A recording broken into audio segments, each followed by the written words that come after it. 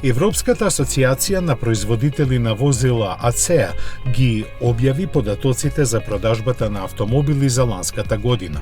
Како што очекуваше со новорегистрираните малку под 12 милиони возила, таа беше најлоша откако оваа организација ги собира бројките.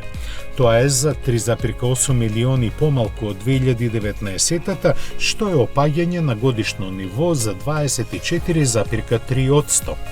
Единствен позитивен месец со благи плюс 3,1% беше септември, а најголем пад имаше во април, кога короната од продажните салони набрка 76,3% од купувачите.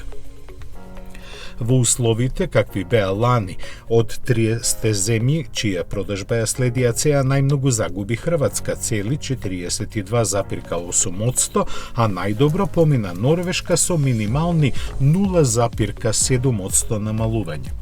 Минусот на големите пазари се движи меѓу германските 19,1 и шпанските 32,3%. Гледано по производители, дојде до известно прегрупирање на силите. Прв и понатаму е Volkswagen, кој го зголеми своето пазарно учество на 25,4%. ПСА групата падна на 14,4%, а Renault успеа да се задржи на 10,3%.